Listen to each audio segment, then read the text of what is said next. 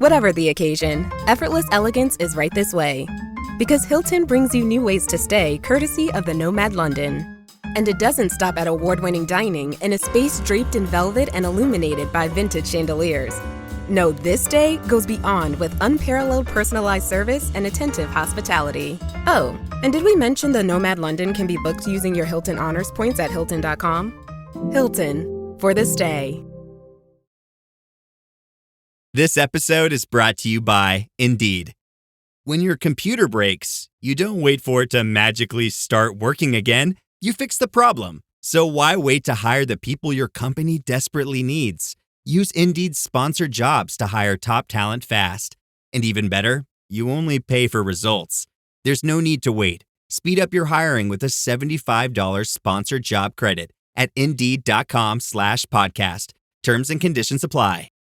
Ryan Reynolds here from Mint Mobile.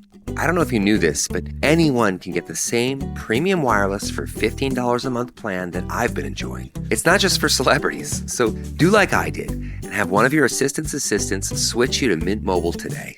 I'm told it's super easy to do at mintmobile.com/switch. Upfront payment of $45 for 3-month plan, equivalent to $15 per month required. Intro rate first 3 months only, then full price plan options available. Taxes and fees extra. See full terms at mintmobile.com.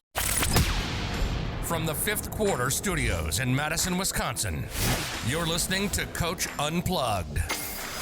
And now, your host, Steve Collins.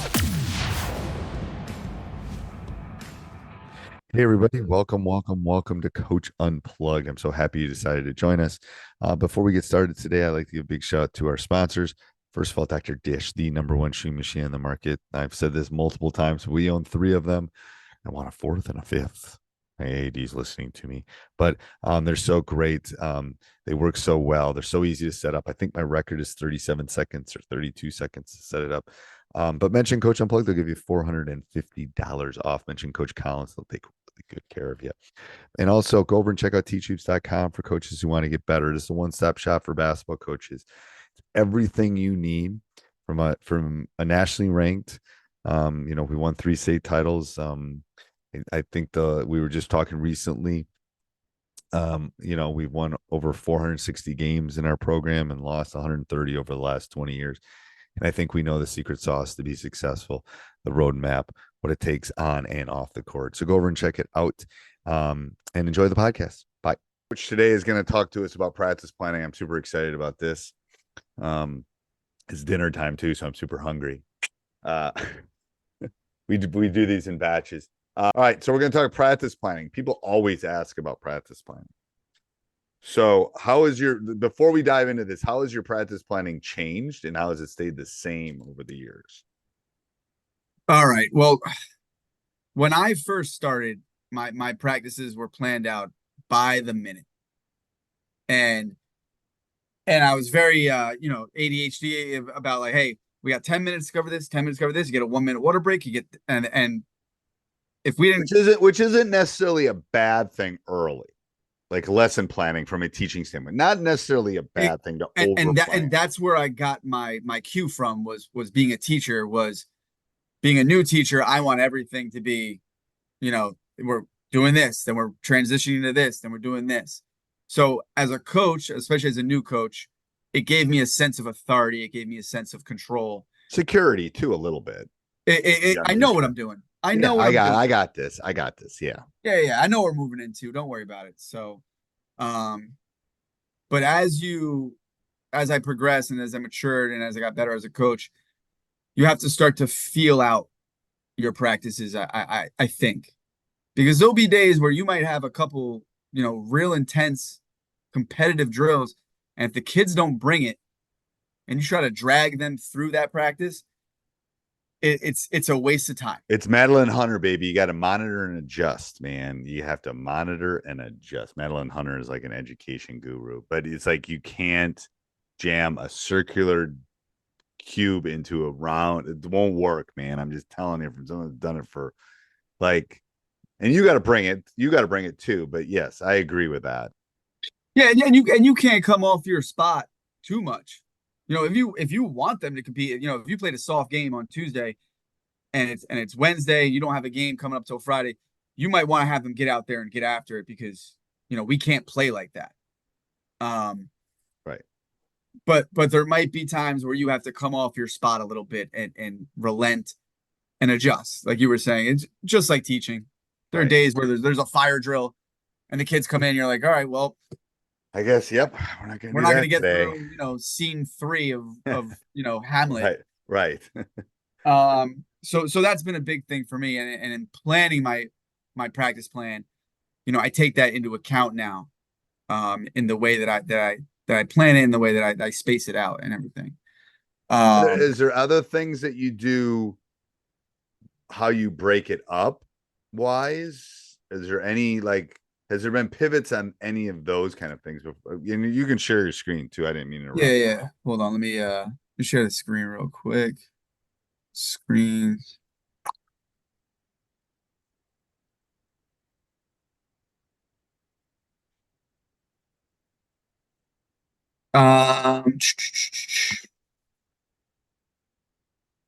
Is it letting me, or hold on?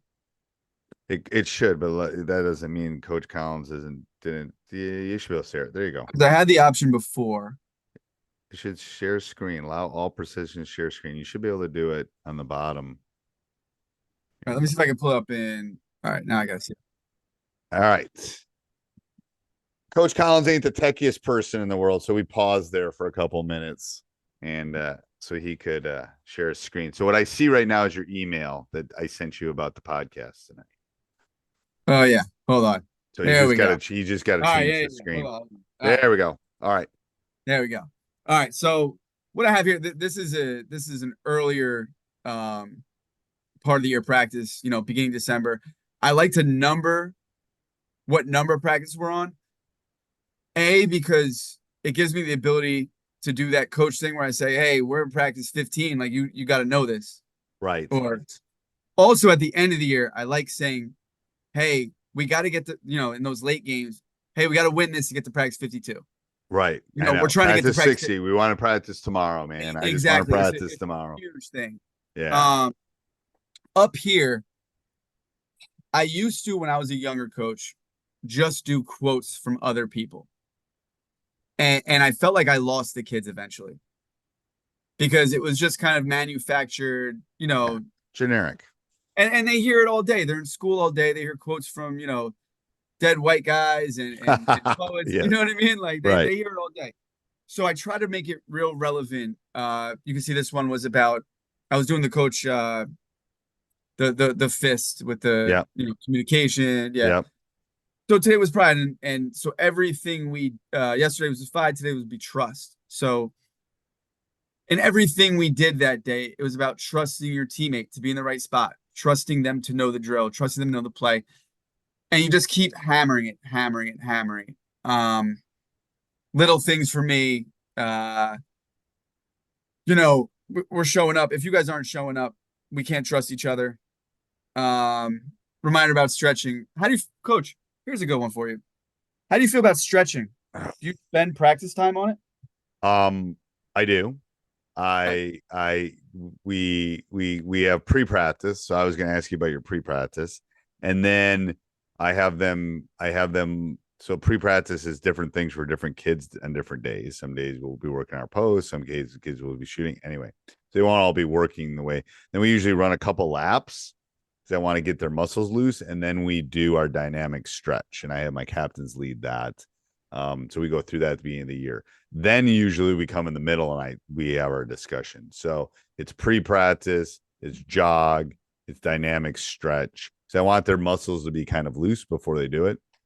In the past, sometimes we've done drills. So I don't know, I might go back to that to do something and then stretch. Yes, I do believe it does. And especially a girls coach, it definitely, you got to do a lot more of this because you got to worry more about those knees and those, strength of that because of their hips. But yes, I do that. Now with the boys, what do you do about them? And we have a quiet time. We have a minute quiet time too. We meditate. Okay. We tend to meditate at least 2 or 3 days a week where they're in a center circle and they're quiet for a minute. And my coach, I started doing that with my boys this year. and they with love it. meditating before games. And the issue is they're high school kids, so it's like, God, go watch, Dirty Dancing, or go watch, Footloose, or go. High school's hard. Go watch Mean Girls. It's hard. So they're always on. They're on for their teachers. They're on for their friends. They're always on. So I just want a minute of just no electronics, just off. Like, breathe, relax, feel that. And when we don't do it, they actually get a little irritated. Like, Coach, man, we didn't do our breathing today and stuff.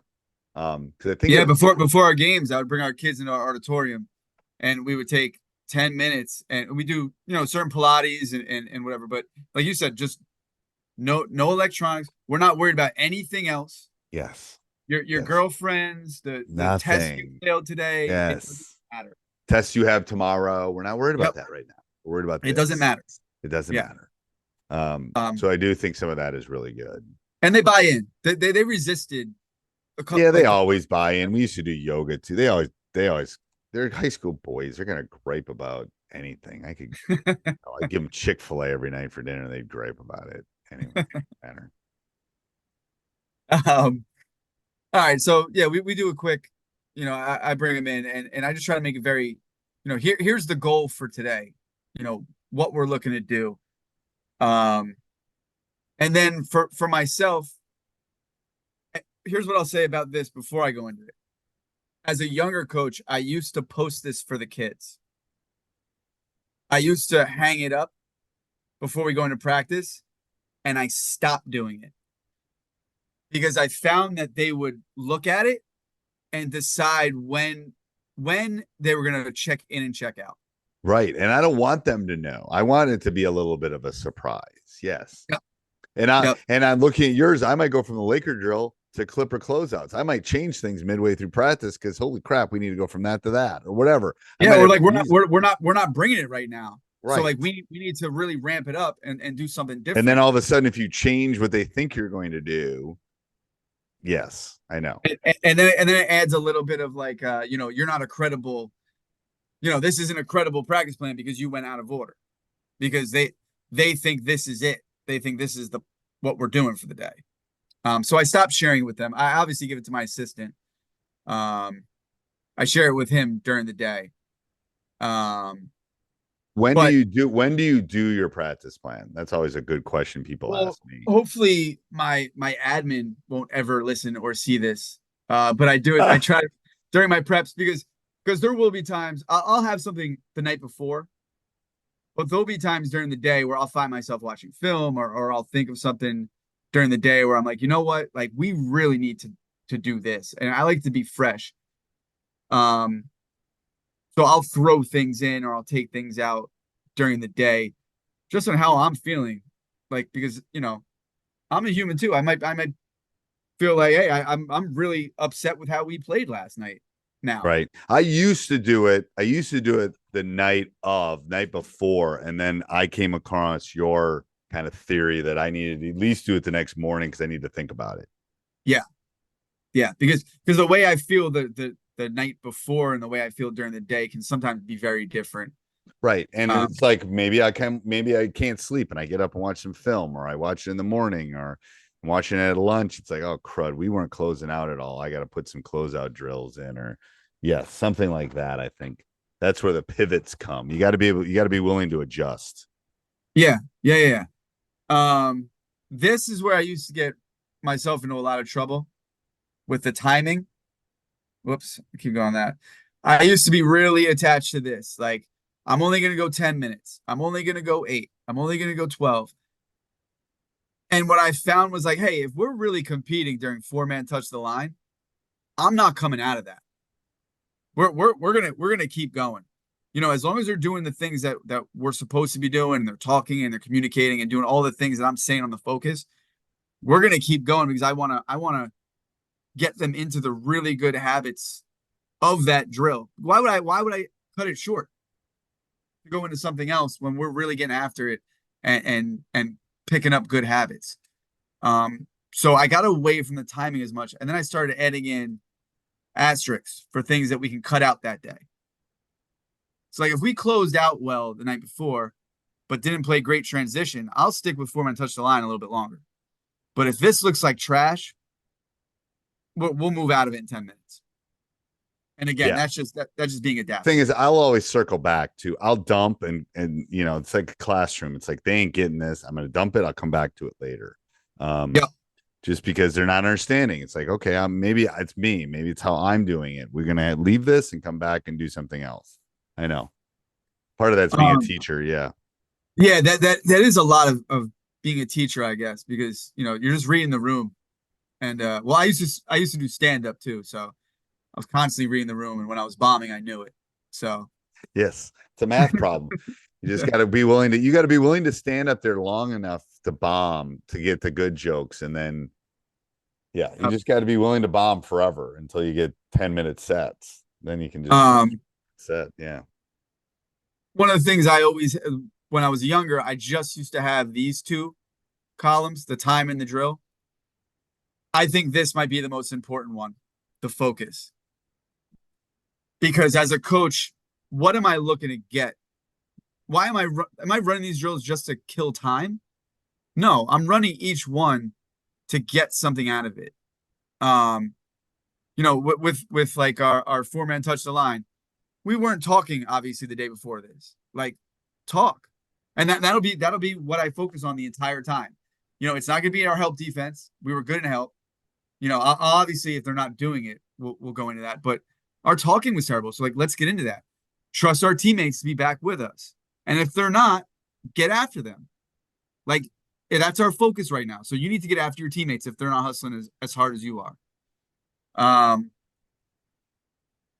So having that focus as a coach, I think especially as a younger coach. So the practice plan you're showing, you don't have any courts or diagrams. Do you sketch things in the back? How do you do that? Maybe I'm old. I have to sketch things out. It's like, oh crap, I want to do this. Well, I heard you the other day. You also handwrite too, right? I do. I use Practice Planner Live a little bit, but I like to write it. I like to actually, yes, it's like taking notes. I like writing, and then because then I can erase, and then I can add, and then I can do arrows, because it's a living document for me. If you looked at my practice plan, you might be able to read it, but it would be, here's the way it started and here's the way it ended, because I'm scribbling things, I'm making notes, and it's like, Braden's not boxing out, blah blah blah, we got to deal with this tomorrow. So then I'm looking at that the next day. I'm always kind of using it. It's always tucked in the back of my thing, but I always have something to write with. So I just think it's a living document for me. And I'll go back and look at previous years, but every year is so different. And it's so you have individual stuff as well for kids individually that you're looking to get out of practice. I do. And the thing, and I notice things during practice, and the only way I'm going to remember them is I write them on my practice plan. It's like, oh man, our transition defense was not very good. We got to work on this. And if for some reason I got a little window, I'll throw it in. If not, I'll circle it back, and we have to do that for tomorrow. So I'm always seeing stuff, because it's a classroom. It's like, Johnny ain't getting this. I got to do this, or blah, blah, blah. It's like, or we spent too much time on this. I got to get rid of that. And then even from a personal level, like, why is so-and-so, why is he checked out for the last 2 days? Right. And then I'll do a check-in. It's like, well, and then I find out I had a couple of those this year. It's like, so-and-so's checked out or cranky or blah, blah, blah. Why are they cranky? Well, some stuff was going on at home. It's like, well, I didn't know that. So I have to, or they weren't in the game down the stretch 2 games ago, and they're upset about it now. And it's like, those are the things that's the written stuff I do with my assistant before. Right. I'll hand him a little thing and be like, hey, so-and-so and so-and-so and so-and-so, this is for today. This is what you need to pay attention to. Like, I need you to find out. They're kind of like my moles a little bit. Right. They are. Like, and again, we keep talking about the girls and the boys. With the girls, that's very important. Right. Oh yeah. All right. Anything else, Coach? No, that's about it. I really feel like for new coaches, what do you think the big thing is for new coaches? It's having the focus. I'm not just running drills. What am I looking to get out of each drill today? Okay. Yeah. So what's your objective? Yep, the objective, exactly. And again, it comes back to being a teacher. It's tough. Yeah. What's your objective? And again, I love doing small sided games. I love doing it's like, but as high school coaches, you see all these gurus out there. It's just sometimes we just don't have the time. Like, it's like I feel like I'm not doing. It's like I gotta keep telling myself I don't have all the time to do that and to work on the 17 reads off a ball screen. Wish I did, but I don't. Yeah. We're just gonna switch it. So it's timing and focus. It is, and that'll keep you organized and will keep the kids on pace, and we're good. I agree. All right, thanks, Coach. Hey, everybody, I hope you enjoyed the podcast. Make sure you subscribe, like, jump up and down, like I say. Tell your friends. That would be a good thing. Yeah, share this on social media. And then also go over and check out teachhoops.com for coaches who want to get better. Have a great day. This podcast is part of the Sports Social Podcast Network.